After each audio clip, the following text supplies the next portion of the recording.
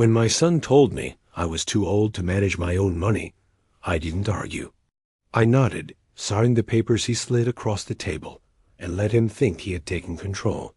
He believed he was securing my future, but I knew better. That moment gave me the chance to teach a lifelong lesson. My name is Walter Hensley. I am 74 years old, and I have lived in Spokane, Washington my entire life. I am a retired high school principal, a man who believes in discipline, respect, and keeping your word.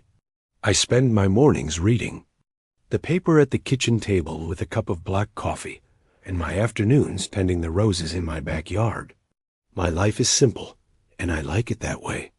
My late wife, Helen, often said that I found comfort in predictability, and she was right. That is why what happened with Darren cut so deeply.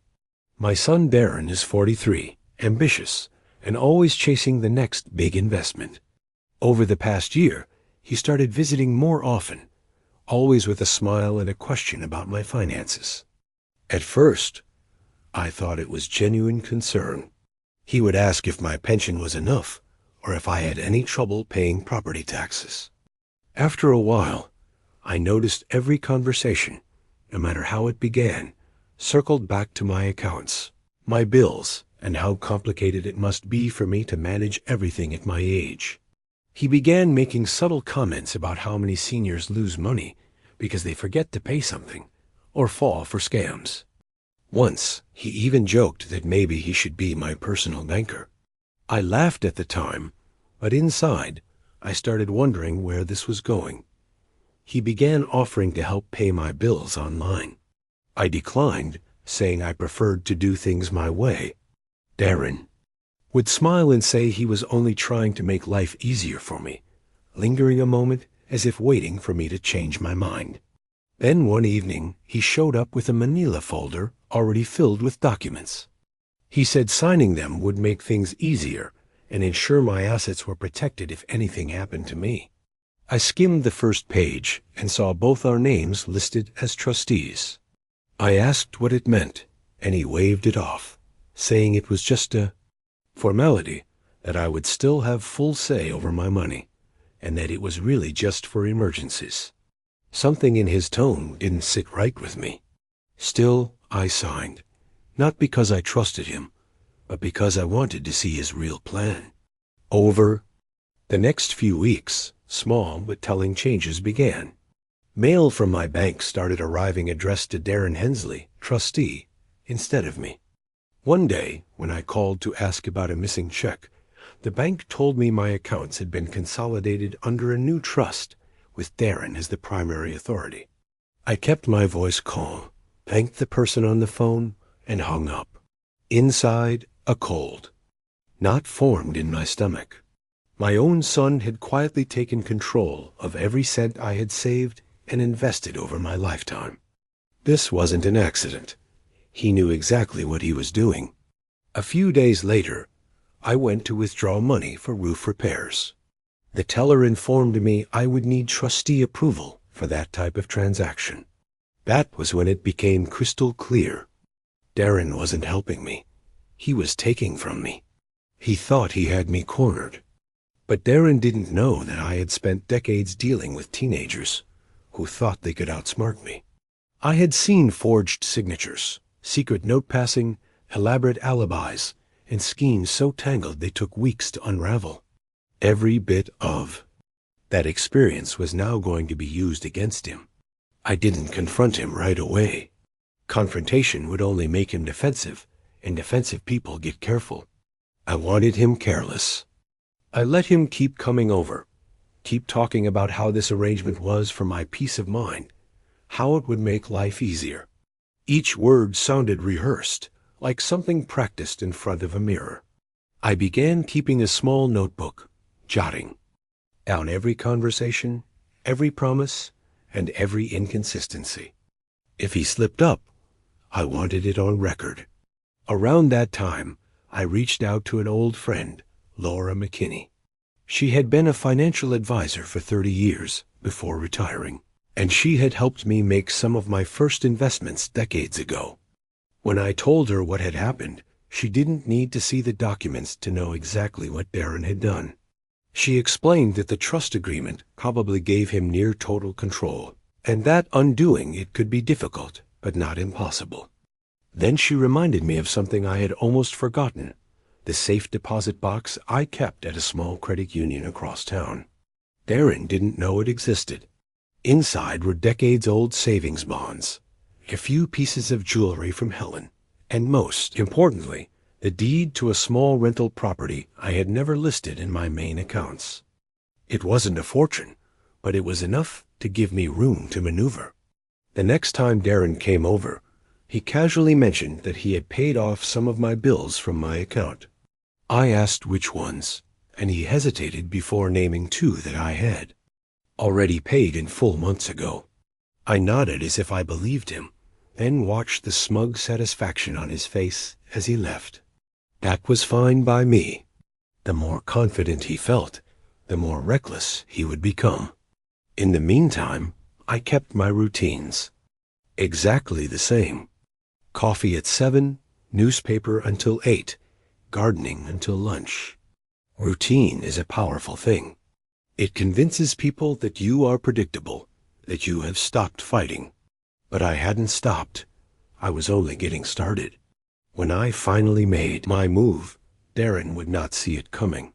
Before we continue, please subscribe to the channel and share in the comments what you would do if you were in my shoes. If you want to hear how I turned this around, stay with me until the end. Darren didn't waste any time making himself comfortable as the one in control.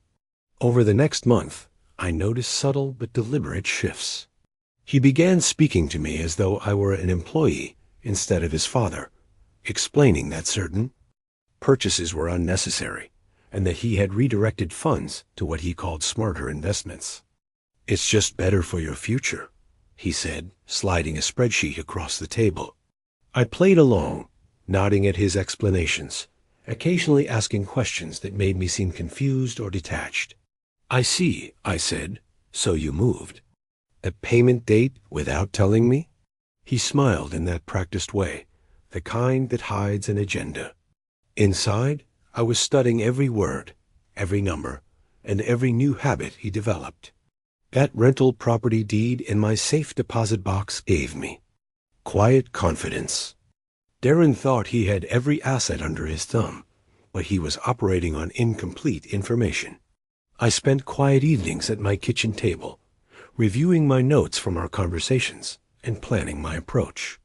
The more I thought about it, the more I realized that confronting him outright would only give him time to dig in and protect himself. If I confront him now, he'll just get careful, I told myself. I needed a way to make him trip over his own arrogance. That's when I started reaching out to people I trusted. Lavra, my retired financial advisor friend, was my first call. I asked her to help me review the trust documents in detail. She confirmed my suspicion. Darren had near absolute control, with only a vague obligation to act in my best interest. "That's a loophole big enough to drive a truck through," she said. We both knew how useless that phrase was when greed was involved. Lavra also pointed out a critical weakness. The trust included a clause requiring that any substantial transaction involving liquidating assets over a certain threshold must be documented and approved by all listed trustees. Technically, my signature was still required, even if Darren believed otherwise. "That could be our opening," I said. That detail planted the seed for my plan. I also reconnected with Mark Reynolds, a former student of mine who now worked as a local investigative journalist. Mark owed me a favor. I had once vouched for him when his early reporting career hit a rough patch. Over coffee, I shared a carefully edited version of events, leaving out the rental property for now. "I think he's siphoning money," I said, "but I need proof." Mark's eyes lit up. "If you can get me documents, I can make this a front-page story," he said. Meanwhile, Darren's visits became more frequent, but his tone more controlling. He started bringing groceries I didn't ask for, and rearranging my kitchen cabinets, saying it would make things easier for me. One Saturday afternoon, I found him in my study, going through my filing cabinet without asking. "What are you doing in here?" I asked. He claimed he was just organizing my tax documents. I smiled and thanked him, even as I made a mental note of how comfortable he felt invading my personal space. That was exactly the kind of overreach I could use later. By the third week, I learned from a mutual acquaintance that Darren had been bragging about streamlining my finances and positioning himself to inherit responsibly. "He thinks it's already his," I muttered to myself. That confirmed what I already knew. This wasn't just about control. It was about ownership. What Darren didn't realize was that I had already moved the most flexible and liquid funds into accounts tied to the rental property trust. That money was beyond his reach, but still legally mine. With Laura's help, I began drafting a plan to quietly reassert control over my affairs. The key would be timing. I needed Darren to initiate a transaction that triggered the co-trustee approval requirement, which would give me a legitimate reason to review all related financial activity. That review, once in my hands, would be shared directly with Mark for documentation. My patience paid off sooner than expected. One Thursday afternoon, Darren arrived with a smug grin and a stack of forms. "This is a golden opportunity," he said. "My college friend's company is about to explode, and we need to move fast." He wanted to move a significant amount of cash from my account to make it happen. I glanced at the amount and recognized that it easily exceeded the threshold, requiring my signature. "I'll need the weekend to look this over," I said. His smile faltered for a second before he recovered and said he understood. That weekend, I scanned every document he had left, forwarded them to Laura, and arranged a meeting with Mark for Monday morning. Laura confirmed that not only was the investment questionable, but Darren had also already moved smaller sums into accounts with no paper trail in my name. "He's testing the waters," she said. Mark saw the potential for a far-reaching story about financial abuse of the elderly, though I told him to hold off until I had one more piece of proof. On Monday, Darren returned expecting my signature. Instead, I told him I had some concerns and needed more details about his friend's company. "Why are you dragging your feet?" he asked, his tone sharpening. "I'm just being careful," I said. His reaction was telling. He grew defensive, dismissive, and ultimately irritated. He said I was overcomplicating things and that I needed to trust him. I simply smiled and said I was sure we would work it out. As he left, I felt the balance begin to shift. Darren thought I was hesitating because I was uncertain.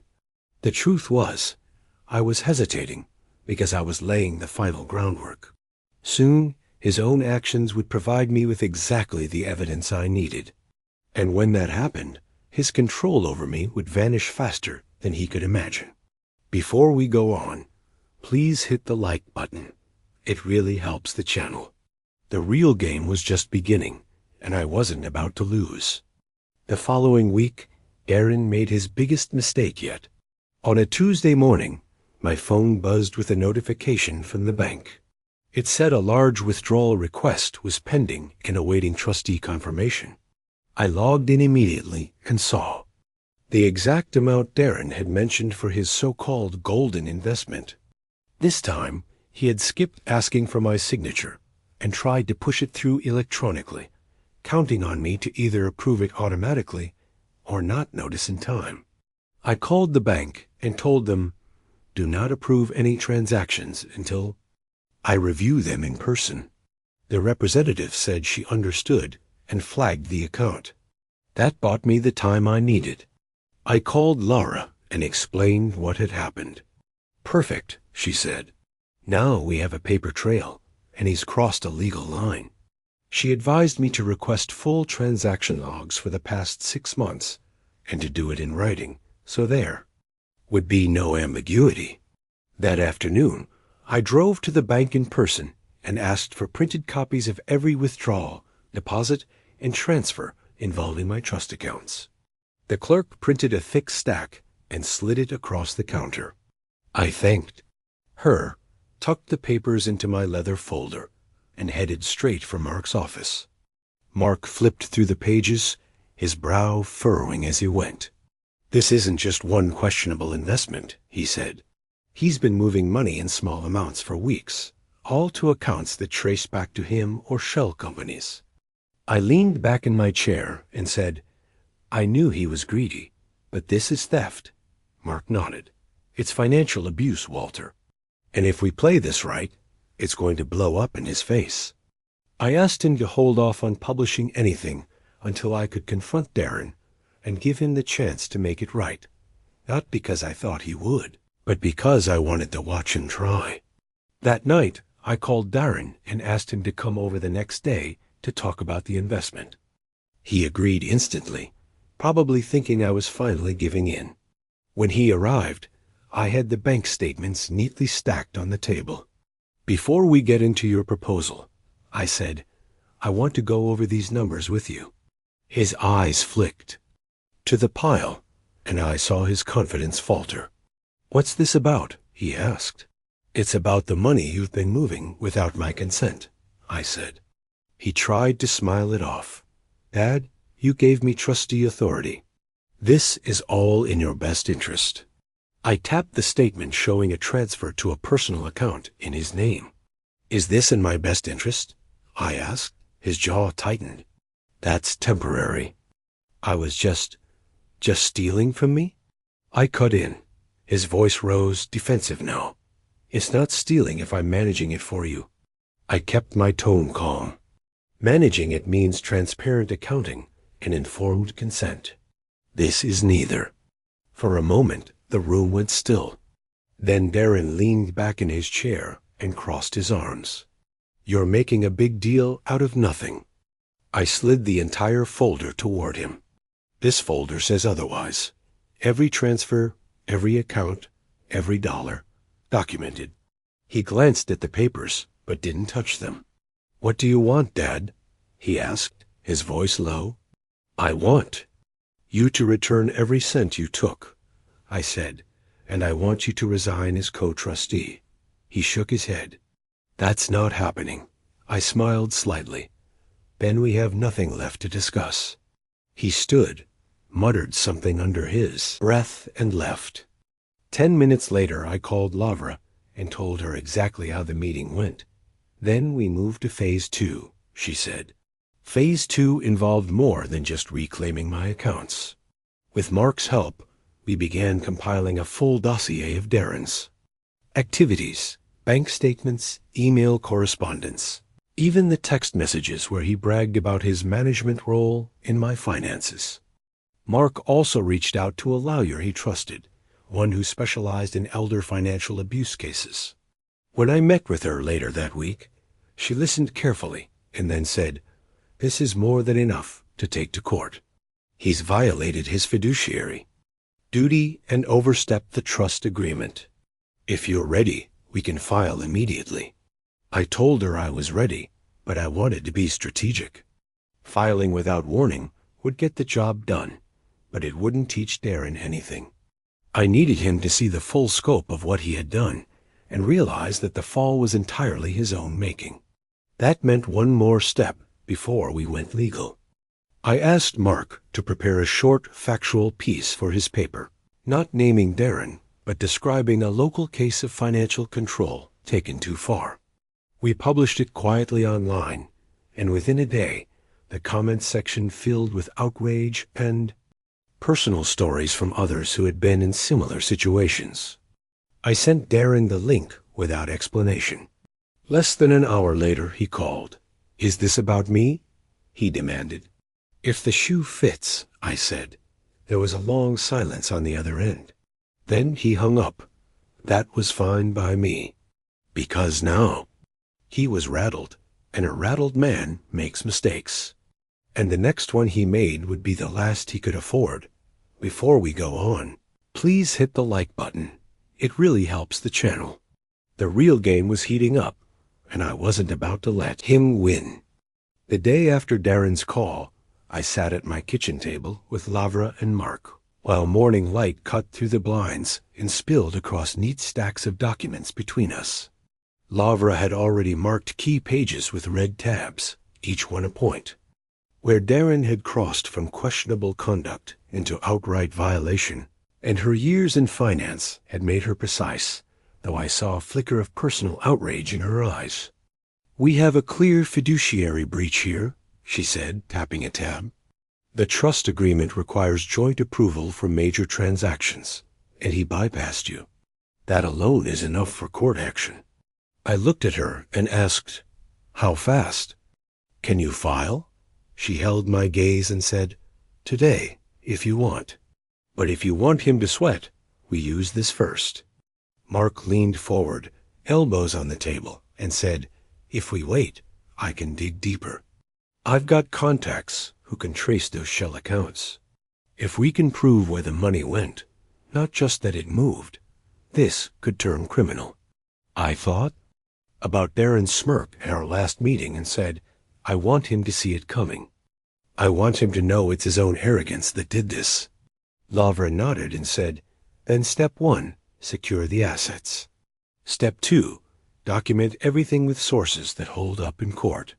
Step 3, confront him when we have the freeze and then the filings ready." By mid-morning, we were on a conference call with the bank's compliance officer. Lavra spoke first, calm but firm. "We're requesting a temporary freeze on discretionary transfers from the Hensley Trust accounts, pending joint review." The officer hesitated and asked, "Is the co-trustee present?" I answered, "Yes, Walter Hensley, co-trustee." I approved this freeze. Within minutes, the officer confirmed the hold was placed. Darren's favorite weapon-fast, unapproved moves was gone. When the call ended, Mark pulled a small recorder from his pocket and slid it across the table. "Use this next time you meet him. It's legal here as long as one party knows, and we'll have his words on record." I turned it over in my hand. Said, "Words have weight. Let's make him carry some of his." That afternoon, Lara drafted the initial court petition, citing breach of fiduciary duty, unauthorized transfers, and failure to provide required accountings, each backed by a numbered and tabbed exhibit. Mark called one of his contacts in a state regulatory office, and after a short conversation mouthed to me, "They've already filed suspicious transfer reports on one of his accounts."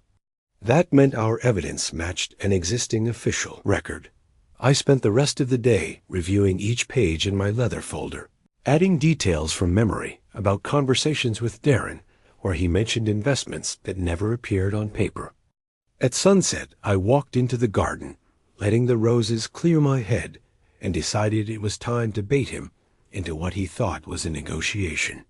I sent a short message, "We need to talk." He replied within minutes, "Downtown Cafe, 10 a.m. Control still mattered to him, even as it slipped away.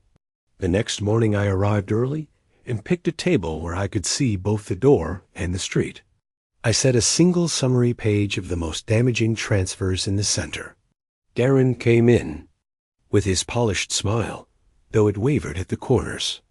"Walter," he said, sitting down, "we can sort this out without dragging anyone else in." I slid the page toward him. "Read it."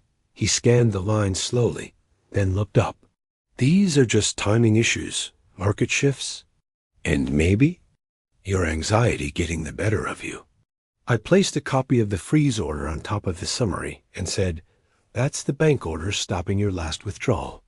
Here's the name of the officer who confirmed it." He stared at the stamp and asked, "What do you want?" I said, "It's not about what I want. It's about what the trust requires and what the court will enforce. You've got one chance to make this right." He leaned back and said, "We can keep this quiet. Spare the family the embarrassment." I told him, family embarrassment comes from betrayal, not from exposing it. His jaw tightened and his eyes narrowed. "You're making a mistake," he said. I stood and replied, The filings are ready. If you won't resign and return the money, the court will decide for you." I picked up the summary, left the cafe, and walked out with the recorder still running in my pocket. That night, Laura listened to the recording and said, "He just admitted bypassing you. That's gold in court." Mark began sketching the opening of an article to publish when the petition hit the public docket. I sat back in my chair, feeling the first real shift of momentum in weeks. Every step we'd taken forming a path Darren could no longer leave without falling. Before we go on, please hit the like button. The next turn bites harder. Darren switched to pressure after the freeze order trapped his scheme. Arriving at my porch the next evening with a carefully rehearsed look of concern and soft eyes that never touched his real intentions. "Walter, we're family. Let's not let lawyers ruin that," he said, stepping closer like proximity might erase facts. I stayed in the doorway and kept my voice level. "This isn't about lawyers. This is about you taking what you had no right to take." His gaze flicked to the recorder, clipped to my shirt pocket. "Still taping me?" he asked with a half-smirk that tried to pass as confidence. "Still protecting myself," I answered, holding his eyes long enough for the message to land. He tried to shift into charm, his tone lightening. "I can fix this. Just give me some breathing room. A little space." I shook my head. "Breathing room is exactly how you got here, and I'm not repeating that mistake." His smile thinned, and he glanced past me into the house, eyes lingering on Helen's framed photo as though invoking her memory might soften my resolve. "We can settle this without the whole family knowing," he offered in a quieter voice. "The family already knows. The truth moves faster than you think, and this truth has legs." His jaw tightened before he muttered, "You'll regret making this public," though his tone lacked the certainty from before. He turned and walked toward his car, leaving behind a trail of cologne and frustration. 2 days later, court set the hearing for Wednesday morning. Lavra spent the weekend at my dining table preparing affidavits, highlighting lines and cross-referencing dates while I reviewed every exhibit one more time. Mark sat beside us, his laptop open with timelines on one screen and headline drafts on the other, occasionally asking me to confirm a date or clarify a conversation. The forensic accountant Lara had called agreed to testify, his calm demeanor masking the precision of his work. By Monday morning, Darren began calling relatives, planting seeds of doubt by telling them I was confused and in need of protection. He hinted at some caretaker arrangement that would protect me while keeping the trust safe. By Tuesday afternoon, my phone rang twice, 2 cousins asking, "What's really going on?" I explained the unauthorized transfers, the freeze order, and the upcoming hearing. Both went quiet, one whispering, "That's not the Darren I know," before admitting they believed me. Wednesday morning arrived crisp and cold, the kind of air that clears the mind. I walked into the courthouse with Lavra on one side and Mark on the other, the leather folder of exhibits under my arm. Inside the courtroom, Darren sat with his lawyer, both avoiding my gaze. The judge called the case, and Lavra rose with calm authority, beginning with the clause from the trust requiring joint approval on large transactions. "This clause is simple," she said, holding it up. "No large disbursement without written consent from both trustees." The transfer in question was executed electronically without that consent. The judge turned to Darren. "Did you obtain co-trustee approval?" Darren shifted in his seat and said, "I thought it was implied based on our prior discussions." Laura's voice cut clean. "The document says written approval, and there was none." The forensic accountant took the stand next, tracing smaller withdrawals into accounts tied to Darren's known associates. On the large screen behind him, each chart built the same picture: deliberate, repeated siphoning of trust funds over several months. The judge leaned forward, eyes narrowing. Darren's lawyer attempted to argue that the withdrawals were reimbursements for trust-related expenses, but the accountant had receipts ready to prove otherwise. One chart showed $4,800 wired to a Shell LLC, registered in another state. Another displayed a $7,200 transfer, split into 3 smaller amounts to avoid detection. Every point the defense raised fell flat under the weight of documentation. When the testimony ended, the judge spoke with measured finality. The freeze remains in place. A full accounting is ordered, with all supporting documents delivered. Within 14 days. Darren's lawyer asked for leniency on the timetable. The judge shook his head. Deadlines stand. If they are not met, further sanctions will be considered. Lavra nodded once, and I felt the shift in momentum as clearly as if the floor had tilted in our favor. Outside the courthouse, reporters waited, but Mark walked beside me and asked, quietly, "When the filings go public, you want his name in the piece?"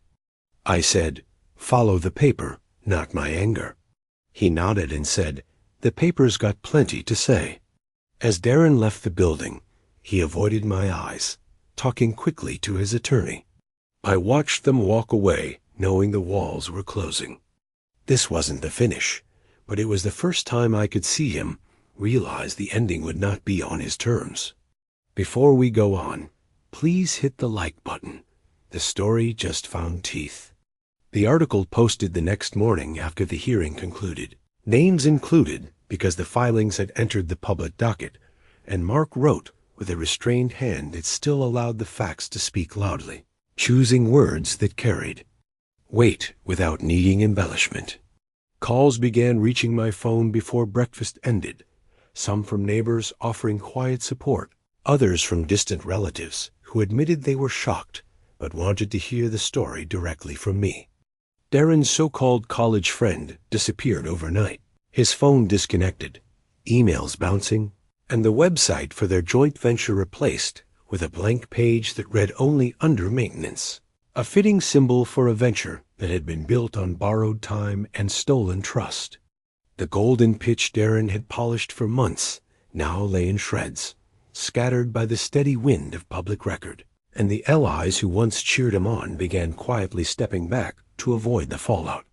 My lawyer sent a formal demand for Darren's resignation as co-trustee, attaching restitution terms with a detailed audit schedule and clear repayment milestones that left no room for interpretation. The letter also included a clause barring him from serving in any future fiduciary role, a condition that carried significant weight in court and would follow him into any background check for the rest of his life. Darren stalled for 2 days. Before sending a message asking for a private meeting, just the two of us, claiming it would be more productive without spectators. I replied that Laura would be present, and he reluctantly agreed, adding only fine, but no reporters, as if he still had any say in the narrative. We met in her office, the blinds drawn, the heavy oak desk between us, and a recorder running in plain sight to make it clear there would be no misunderstanding about what was said. He opened with another attempt at dignity, straightening his tie before speaking. "Walter, I need a chance to save face here." Lavra leaned forward, her tone sharp but professional. "Face comes after restitution. You've drained trust funds, and that stops today." He exhaled slowly and said, "Maybe I can return part of it now, and the rest later, if I can keep some management role to rebuild my standing." I shook my head without hesitation. No control, no role, full restitution. Those are the only terms. He glanced between us, searching for a crack in the wall, then tried again. "At least don't make it public that I'm stepping down. Let me say it's a health break, or something respectable." Lavra answered before I could speak. "That's already public record. The filings are there for anyone to read, and lying about it now will only add more damage." Darren shifted in his chair, his hands tightening on the armrests, and I could see him weighing his dwindling options. His last card came out with a sharp edge that he clearly thought might still cut deep. If you push this, I'll have to. Challenge your competency. Courts take that seriously, Walter. You know how this looks when people your age are questioned. I reached into my folder and placed my doctor's recent letter on the table, every word unambiguous in confirming my mental capacity and fitness to manage the trust. You don't get to use my age as a weapon, I said firmly. He stared at the page for a long moment, his eyes flicking over the signature, the date, the official letterhead, before leaning back in his chair, his tone losing the bite it had carried moments earlier.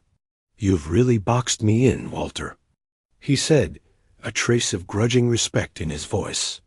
I replied, You did that yourself. I just kept track of the corners you built.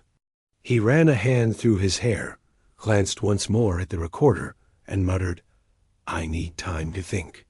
Time changes nothing, I told him. The deadlines are already on the court's calendar. He stood slowly, straightened his jacket, and left the room without signing, his pride still louder than his prudence, though the weight in his shoulders told me he was beginning to feel the walls pressing in. That afternoon, Mark called to tell me the elder abuse hotline had added Darren's case to their active watch list, meaning any future transactions involving him and a senior's assets would raise an automatic red flag. My lawyer began drafting a motion to have him removed by court order if he continued to refuse resignation, adding language that would expedite the process if he failed to meet the restitution milestones already laid out. Darren's calls to the rest of the family became shorter and less frequent over the following days, his tone shifting from confident explanation to defensive protest, as though he sensed the support he once counted on was slipping away one conversation at a time. The bank compliance officer emailed Laura directly to confirm that the freeze remained fully in effect, and that no exceptions would be considered without written approval from both trustees. A reminder that Darren's favorite escape route had been shut and locked. I spent the next evening reviewing the updated audit spreadsheet, every line item now linked to either a verified trust expense or an unauthorized transfer traced back to Darren's accounts, and I knew we were building a record that no judge could dismiss as confusion or misunderstanding. Each step we took closed another door behind him, leaving fewer and fewer paths open, until the only direction left was the one we chose for him. Before we go on, please hit the like button. Next move cuts deep.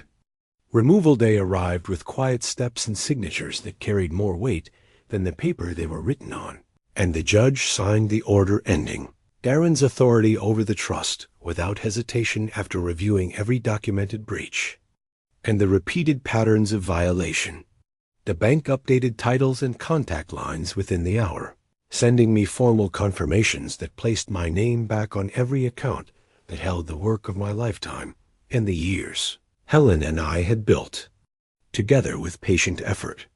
Lavra called shortly after, her tone lighter than I had heard in weeks. It's done, Walter. He can't touch a cent without breaking the law now. I thanked her, though my eyes stayed on the printed order lying flat on my desk, the ink crisp and the words final. Restitution began under the strict schedule Lavra had drafted, with a lien placed on assets Darren had tried to hide behind thin corporate shells and forced disclosures revealing holdings he had never admitted to anyone else. Wage garnishment activated once he took another job, a steady pull from each paycheck, ensuring that every dollar was returned to the trust in the order it had been taken. The audit team tracked every line until the numbers matched exactly, leaving no room for creative accounting or sudden claims of misplaced documentation. One evening, I opened the cedar-lined box from the closet and took out the deed to the small rental property Helen had loved, the paper smelling faintly of wood from years in storage. Her wedding ring sat beside it, catching the lamplight in a way that made the years feel closer, and I used part of the recovered funds to create a scholarship in her name, sending the first certificate to the local high school where she had once volunteered so many afternoons. A week later, Darren sent a message asking for a meeting in a place, without anyone listening, claiming he wanted to close matters privately and with civility. I told him the rose garden at my house would be quiet, knowing the thorns kept. Honest company in ways people often did not. He arrived slower than I remembered, his jacket hanging looser on his frame, and his eyes scanning the garden before they settled on me. "I wanted to say I'm sorry," he began, his voice softer than at any point in the past months. "I know I can't undo what happened." I kept my hands folded and my tone even. "This isn't about words, Darren. It's about actions, and making the trust whole again." He nodded and looked at the ground before pulling a folded sheet from his pocket. "It's a handwritten apology," he said. "For you, for the record, and for Mark if he wants to use it." I took the page, but didn't unfold it immediately, instead placing it on the table beside me. "Sign it here," I told him, sliding over my pen, and he signed without hesitation, the sound of ink on paper strangely final. "I'll also volunteer at the senior center," he added quickly. "Maybe teach some classes or help with events." I replied simply, "That's between you and them." We walked together toward the side gate, his pace slow and deliberate, until he paused with his hand on the latch. "I never thought it would end like this," he admitted, his voice carrying a mix of regret and disbelief. "You didn't think it would end at all," I answered.